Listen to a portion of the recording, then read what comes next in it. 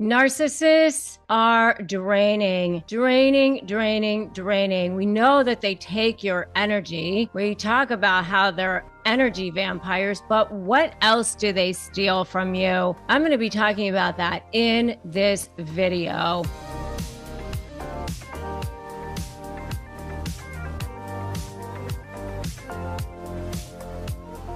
Hi, my name is Rebecca Zung, and I am a globally renowned expert in how to negotiate with narcissists as well. And I've written a couple of best-selling books, as well as a brand new one called Slay the Bully, How to Negotiate with a Narcissist and Win, which you can actually pre-order now at slaythebully.com. Check that out. And by the way, if you're getting ready to negotiate with a narcissist, definitely grab my free ebook at winmynegotiation.com.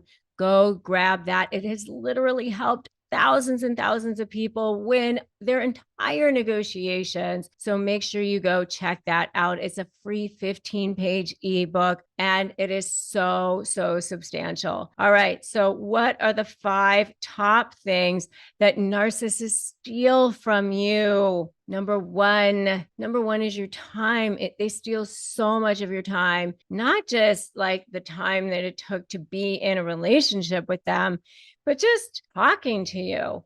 Just like when you're in relationship with them, doing things for them. I mean, I know for me, when I was in a relationship with a covert narcissist, I ended up doing the majority of the work in the relationship. I know so many people that are in relationships with covert narcissists that end up doing the majority of all of the responsibilities in the household. They end up being the breadwinners and also paying all the bills and also taking care of all the children. The one thing that I do find is that covert narcissists tend to be inherently sort of, I don't want to say the word lazy, but they end up sort of letting the person who's the other person in the relationship do the majority of the work, and then they end up taking credit for everything. And so it steals so much of your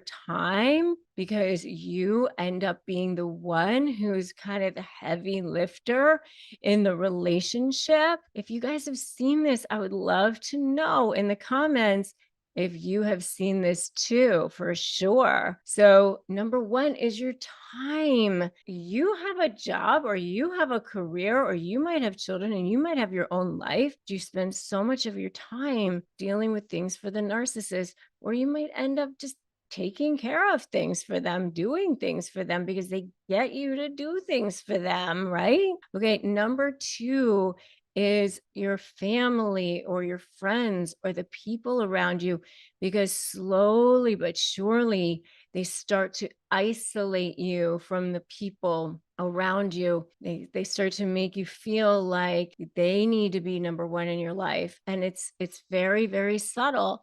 They might say things like, I'm the only one who loves you, I'm the only one who takes care of you, I'm the only one who understands you, your family is crazy. Or it might even be more subtle than that. Is that who you're talking to again? Oh, we don't get really to spend that much time together. I really don't appreciate you being on the phone when it's our time. They make you feel guilty for even texting when you're with that person.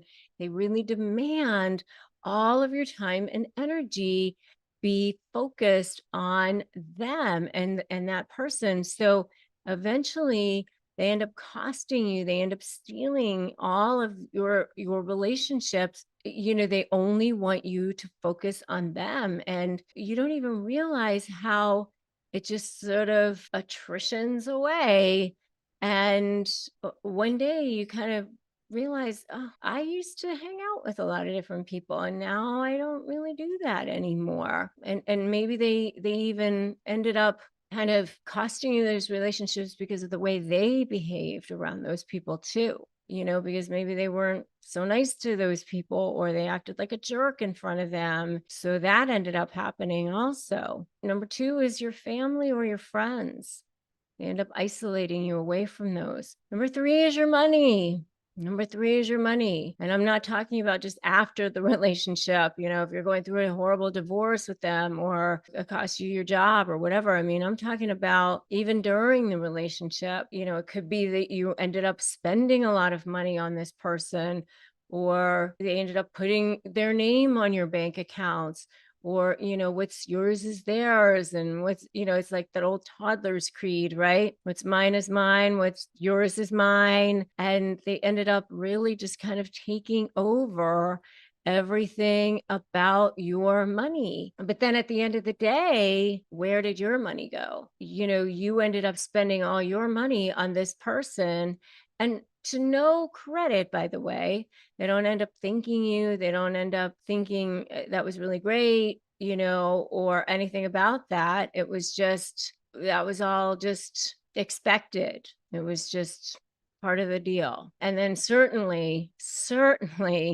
during a divorce or anything like that, they're going to cost you way, way more money than it would have cost you to divorce a regular, reasonable person. Because a regular, reasonable person recognizes, oh, it's going to cost us way less money to just agree to, split things and do it amicably, that sort of thing. Not with a narcissist. They'll take themselves down to take you down. If you guys have seen this, give me a totally in the comments. I know that you have. Which is why I do what I do over here, to try to help you guys as much as I possibly can. Number 4 is your identity. I mean, and believe me, I've seen this. I had this with my own narcissistic business partner, even after I had my entire very highly successful law practice, and I knew who I was, and I was very ingrained into that. They attach themselves to you not because you have so little value. They attach themselves to you because you have so much value. That's the ironic thing. It seems ironic to you because they start to slowly degrade away at you and devalue you. Think about this. They don't want that clearance rack thing. They want the thing that's the shiny object. They want to make themselves look good. So they attach themselves to something that makes them look good. And it actually even gives them more supply to degrade and to value something that has so much value. Right? So think about that. But then slowly it erodes away at your identity, and you don't even feel like yourself anymore because you've been gaslit so much and you feel so confused about it all. That is why they attach themselves to you. So you have to remember that. And by the way, at the end of this, I'm going to tell you what they don't steal from you and what they can never, ever, ever take from you, ever. So, and then number five is they steal your happiness. They definitely can steal your happiness from you because, at the end of the day, you're just so worn down. You're just so exhausted. You're just so drained from it all that you're just a shell of who you were. Before I even knew the word energy vampire, before I even had any of these terms, before I even knew that I was in a relationship with what was termed a covert narcissist, I just feel like it's a leech. I use the word leech because I felt like this person was like sucking from me. It is because they need to be hooked up to you. It's like, your supply is their food, their lifeblood, their oxygen. That's what they need from you. But here's the thing. Here's the one thing that they can never take from you. And that is your soul. That is your soul. That is who you are. So if you know who you are, the less a narcissist can ever, ever, ever touch you. And the more they will respect you, because they cannot stand that, because that is not who they are. They don't know who they are. They feel empty inside. And so that is the true essence of being a narcissist repellent, is knowing who you are, and getting that support is going to be critical. And that's why I want you to join my free private Facebook group, Narcissist Negotiators with Rebecca Zung. I want to make sure that you subscribe to this channel and hit that notification bell. And if you don't have access to therapy, I have a sponsor on this channel. It's BetterHelp. You can go to betterhelp.com/Rebecca Zung and get access to online therapy. I receive commissions on this, and you don't pay one single penny extra. It's you getting access to the help and support that we have already vetted and that we already trust. The next video that I want you to watch is setting boundaries and breaking ties with narcissists. Everything you need to know, right? So important to set those boundaries and break those ties. That is going to be how you are going to start to heal. I'm Rebecca Zung. I will see you in that next video. Remember, today is a great day to start negotiating your best life, and I will see you in that next video.